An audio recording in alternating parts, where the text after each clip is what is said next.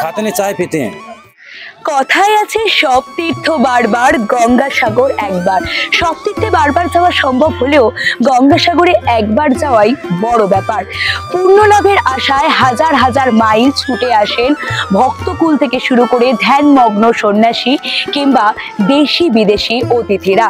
মকর সংক্রান্তির পূর্ণ দিনে পূর্ণ স্নানে মোক্ষ লাভ করে থাকেন মানুষ এবং গঙ্গাসাগর মেলায় ভিড় জমান লক্ষ লক্ষ ভক্তগণ।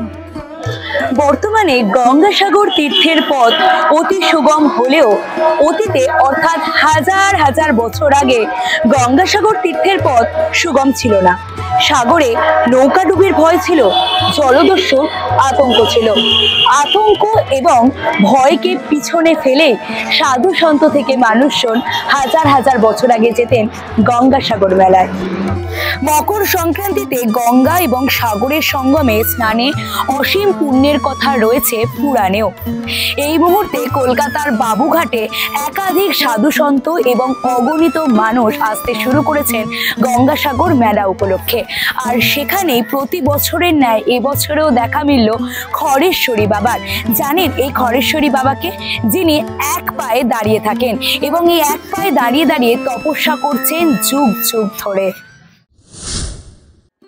শীত, গ্রীষ্ম, বর্ষা, না বসে না শুয়ে বছরের পর বছর ধরে ঠায় এক পায়ে দাঁড়িয়ে থাকেন এই সাধুরা।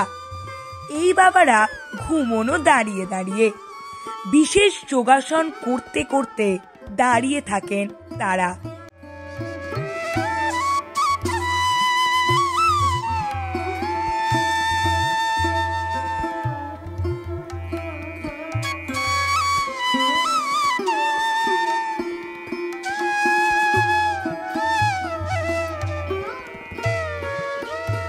नोएडा से आए हैं बाबा। इन महाराज को खड़े श्री, ये खड़ी तपस्या है, इन्होंने खड़ी तपस्या की हुई है। इनको 40-45 साल का लगभग होगा खड़े तपस्या करते हुए। खाते नहीं, चाय पीते हैं।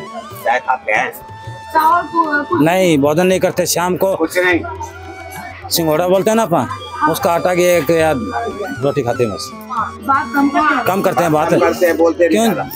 वो अपने भजन में रहते हैं ना। राजेश भगत, हम हरियाणा से आए हैं, हिसार डिस्ट्रिक्ट से। हाँ, बाबा के शिष्य हैं।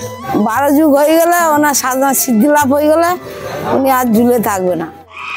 গঙ্গাসাগরে স্নানের আগে বাবুঘাটে এসে পৌঁছেছেন এইরকমই এক খড়েশ্বরী বাবা, যিনি 40 থেকে 45 বছর ধরে দাঁড়িয়ে তপস্যা করে আসছেন।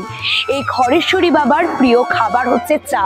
সারাদিন তিনি চা পান করেই কাটান এবং রাতে বা সন্ধ্যের বেলার দিকে একটা কিংবা দুটো রুটি মাঝে মধ্যে খেয়ে থাকেন।